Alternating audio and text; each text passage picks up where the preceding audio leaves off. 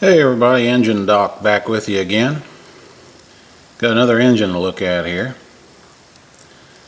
Got us a little Fairbanks Style C. Self-oiling. This little engine is a 3-horse. Showing it as I picked it up. Got it at the Portland flea market, swap meet. And going to start a little project with it here. It is one of the last engines before the war that Fairbanks produced. It's a fairly modern engine in terms of antique engines, in that it is self-oiling and totally sealed. There's not even a lubricator sticking out of the water hopper. It's all completely self-oiling and pretty much takes care of itself. I've got a project in mind for this if it turns out to be a good engine. I don't know. It's been sitting outside, and when we reared it up to load it, water came out of the crankcase here where the dipstick is. So it's been sitting out. Doesn't have a mag on it. I would assume that the mag hole let water in, hopefully. But we'll look at it. We'll get it apart. Take a look. It was built in 1941. So this was one of the last engines that they built before the war.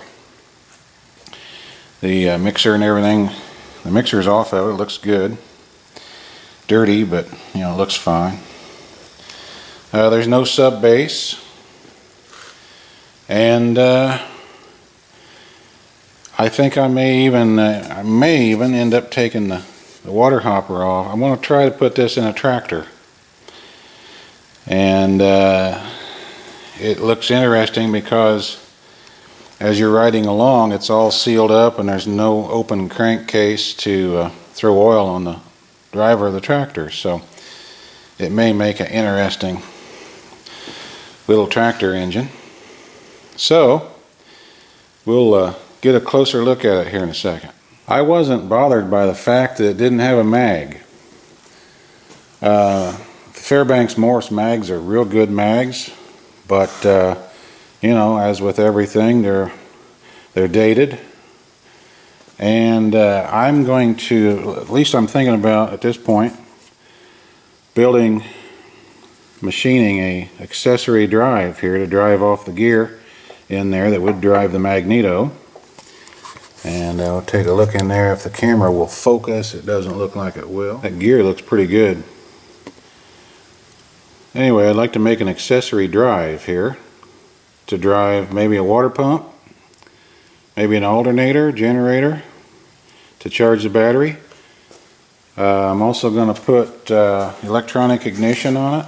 I'm going to put a magnetic pickup Hall effect system on it, and make it very, very reliable ignition wise and controllable.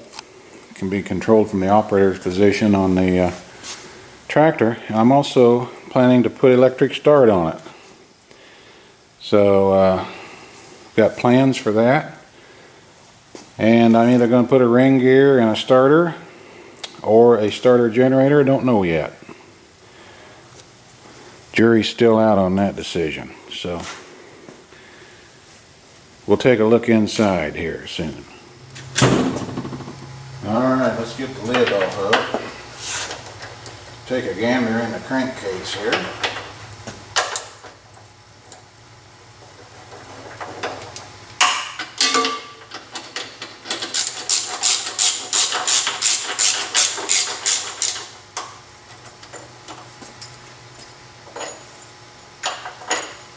I would think there ought to be washers on those.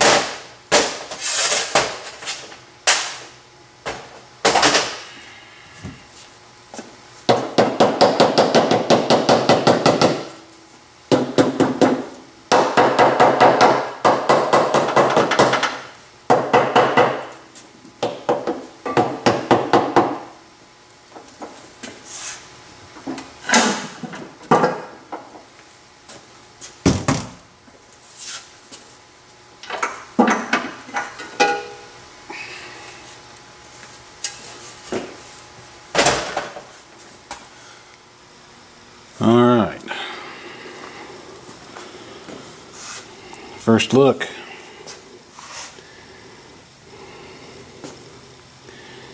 I'll tell you, the gears look pretty good. Okay, cam gear here. Of course, it runs half speed. Here's the cam lobe over here, and the valve mechanism right there. So I would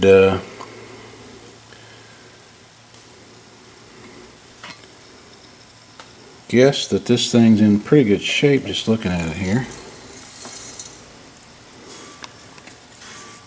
Lots of sludge, which is good. This slings oil, and areas like this catch it. Oil the mains. Probably one over here, yeah. It's got some dirt in it. Got a little tray here that comes down and dribbles oil into this main over here. Got a little tray up here that catches oil and oils the cam. Pretty cool. I'll get that dirt out of there pretty quick here. And looks like it's just had some RTV type sealer on it. Let me take a look at this cover.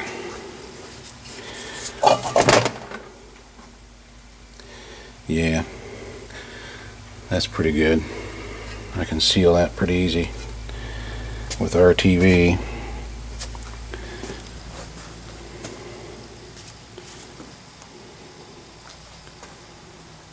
So far so good. I don't see much water in there. There must have been a quart of water pour out of it when we reared it up on its back to load it. But I don't see anything milky. It doesn't look like it's been in there very long, which is good. Yeah, I took the old shop sweeper here and just removed some of that loose debris that was laying on the rod in the cover hole there, and was looking here and noticed I didn't get the rod with the carburetor, the mixer that goes between the throttle arm and the bell crank here. And I just noticed there's a rod that goes from here up through the casting there into here and is actually by this arm. So looks like I got to make a rod for that. Because I noticed that the throttle felt funny. It's got a throttle lever here on the cover, and that felt kind of weird when I had that cover on there. And it's just a spring inside like that. When you flip the lever, it moves that spring and rubs here and changes the throttle setting. So got a little work to do there. The fly weights move that pin there out. You can see it moving out, and actuate this rod right here. So got a little rod to make there, no big deal. And it's a little, I hear the exhaust valve leaking. I'm going to take some Gibbs, spray the valves here a little bit, and I'm just about out of this stuff. I tell you, I don't think I'm going to replace it. I've used liquid wrench. Liquid wrench does just as good a job and about half the cost. Tell you, these modern day hot rodders make a big deal out of roller cams. Hey, this thing was 1941, looky there, got a roller cam. Well, I've got some oil in it, all the vitals, and let's see if we can get this valve. Just take a little plastic mallet here. Probably a little rust on those valves.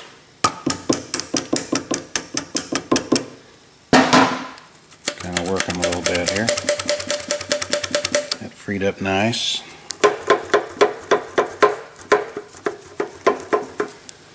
Okay, let's see if she's got any bounce to her step here. Oh yeah.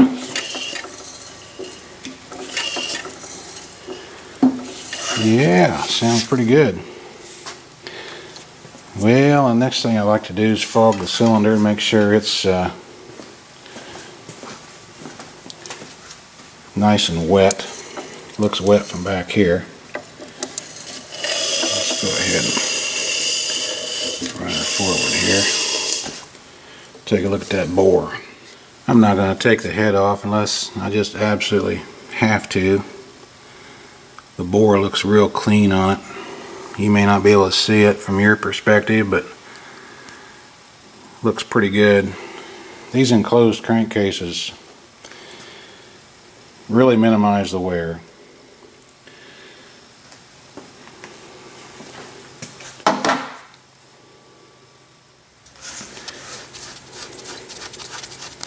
See what the plug looks like.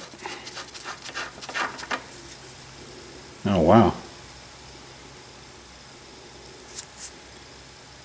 Looks brand new. On the inside. Good old waddle light. Take some fogging spray. Give her a good little spray there.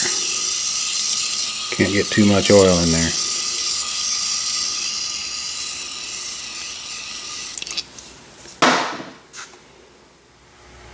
Try to loosen her up a little bit here. Get the plug out of it.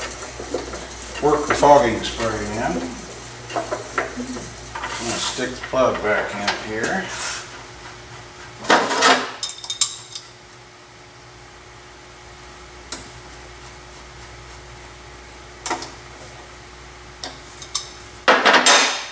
That's what it feels like now.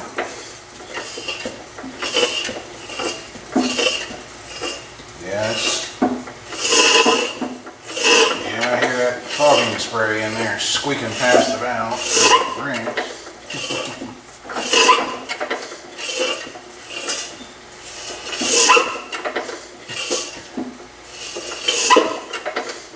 That's loosening them up.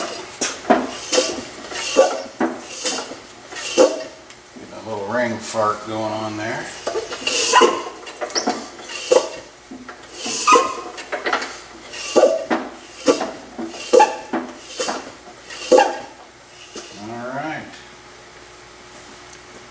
Let me clarify the operation of this throttle. What this does is it's springy. So what you're doing is essentially on this button here that sticks through this little rod that sticks clear through here and actuates this throttle valve here, this throttle rod linkage. What you're doing essentially is applying spring pressure at the tip of my finger here on this rod. And that assists the flyweights in being able to throw out easier and slow the engine down more. And then when you take the pressure off of this, then it takes more speed to throw the weights out and slow the engine. So actually what that does, I think I stated that it was actuating here over here, but it's not. It's actually pushing on this right here and applying a little bit of spring tension and assisting these weights to be able to fly out a little easier, thus running the engine a little slower. So I just wanted to clarify that. And on the note of electronic ignition, I'm going to drill this cam gear and put the magnet into it. And that will, if I put it on the crank shaft somewhere or on the gear up here that runs the accessory drive, that gear and the crank gear of course run at crank speed. This runs half crank speed, so I will only have the spark plug firing when it's supposed to. In other words, it won't fire a waste stroke on the exhaust. so it won't fire a waste spark at the exhaust. It'll only fire when it needs. And I'm planning on putting a fairly low amperage electrical system on it, and that will conserve battery.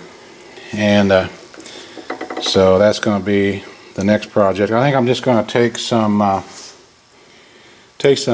kerosene or something and wash out this crankcase. I'll open the drain plug and tilt the front of the motor up, and we'll let it drain out the back into a pan. I'll just take a parts brush and go in there and get the big chunks and flush it out good, and that's going to be it. I put the ignition pickup magnet in it, and I'll probably have to fabricate a bracket for the actual Hall effect sensor. And we'll get this turkey running and see what it acts like, and if it's manageable and if it runs good, we'll proceed with the project.